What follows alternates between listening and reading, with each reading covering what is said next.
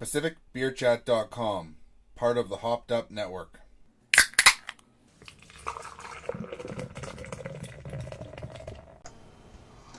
Hey, this is Mike from Mike's Craft Beer.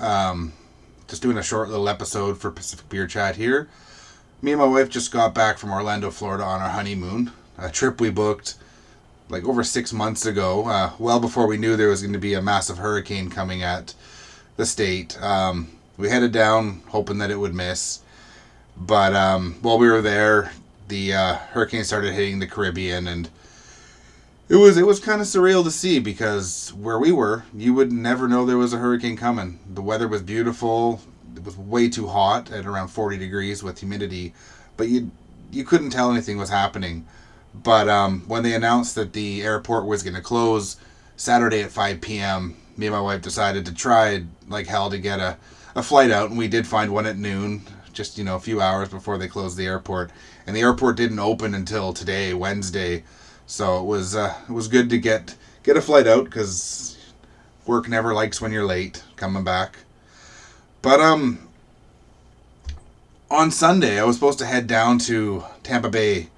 I really wanted to check out Cigar City Brewing while I was in Florida, because I tried some collaboration beers of theirs, but I hadn't really had anything that they had brewed themselves. But I'd heard so many things about them. And unfortunately, didn't make it down to the brewery, but I was able to find some of their beers at a liquor store chain called Nightly Spirits. The one on Orange Blossom Trail had hundreds and hundreds of beers. So I stopped in there and picked up some beers so I could at least try some at home. I also picked up some other beers from other Florida breweries. And I know a lot of people don't like them now because they sold to AB InBev, but picked up some Funky Buddha, and it's exceptional. I wish I could have some more. But I'd like to just kind of maybe let people know what it's like at some of the theme parks down in Florida, because you don't really expect alcohol, say, at a Disney park. But let's start with Universal Studios. Most of the stands around where you could get snacks and drinks, it seemed like you could get, what was it? Sam Adams Rebel IPA, which is a pretty good IPA, a little more on the English side, but I enjoyed it. But when you went into places like Springfield, the Simpsons themed area of the park, they had beer made by Florida Beer Company. Unfortunately, they sold to the conglomerate that owns Carib Brewing, or Carib Brewery, but hey, it's not AB InBev. But they make the Duff beer. So they had 3 different versions. I tried the Duff Dry. It was actually quite enjoyable. It was a dry stout. Not exactly what Homer was drinking for sure. And then when you went over to Disney World, the Magic Kingdom, the one everyone thinks of with the big princess castle and stuff in the middle, there wasn't a lot of alcohol. I did find some Chimay Blue when we were at Be Our Guest, which is the Beauty and the Beast themed restaurant. Other than that, though, there wasn't much alcohol there. But the other parks really did have some options. Animal Kingdom, we went there.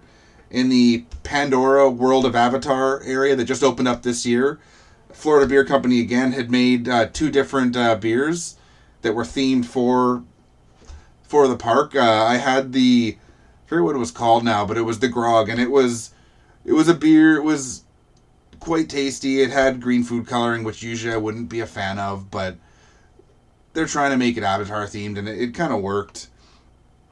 They also have at Epcot Center, where we made it as well, they have a craft beer festival, sort of, I think it's the U.S. Pavilion, and they had a bunch of different beer from all different Florida breweries. As far as I could tell, most of them, if not all of them, were independent still. And you could either do a west or an east flight. Came in a little cardboard container with plastic cups, but it was pretty neat. Got to try quite a few different beers, from a chocolate milk stout to some blonde ale kind of things, or I think there was at least one wheat ale in there. And they were enjoyable. There was no turds in the lot. They also had their wine and beer festival and food festival going on, and they had a lot of different options to drink. Not all of them were craft, but there was a lot of beer and alcohol options all through that park. So yeah, it's not just for kids anymore. I highly recommend checking it out, and you can kind of fend off the excessive heat in the summer. Every day, by midday with humidity, it was 42 degrees, and that's kind of hard to deal with sober, at least for me. But I thought I'd kind of quickly share two of the beer that I brought back, both from Cigar City Brewing. One is the Invasion Pale Ale. Got a pirate on there, kind of Disney themed. And the other one is the Maduro Brown Ale. Brown ale is a style I love, but you don't see a lot of them. So maybe I'll start with the Invasion Pale Ale here.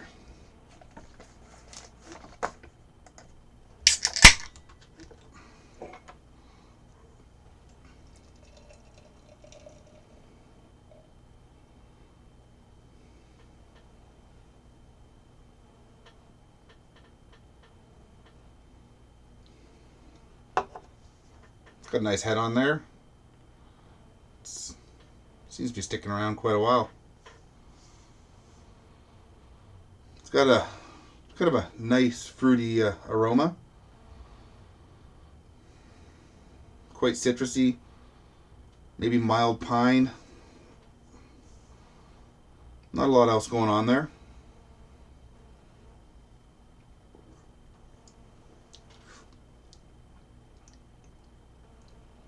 There's some nice piney resin up front, and then you're getting some more caramelly malts in the middle.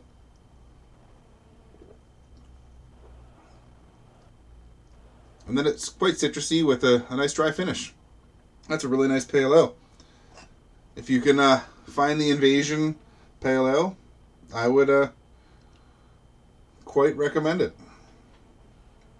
I don't know how far their distribution goes, but I think it's outside of Florida. It's just not the west coast of Canada yet.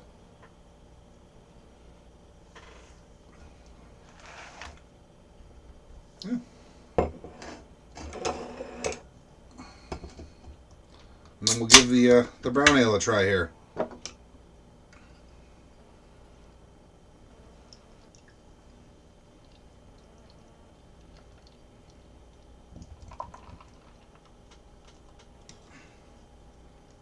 So this is the Maduro Brown Ale. It's definitely got the color right. Deep brown head. Oh, it's nice roasty, nutty flavor, aromas. Definitely some chocolate in there.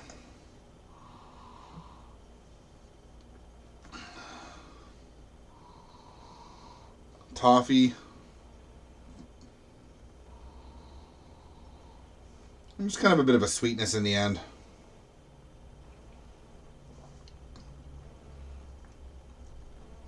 Oh, it's really nice.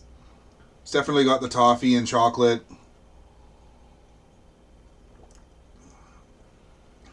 Some nice coffee in there too.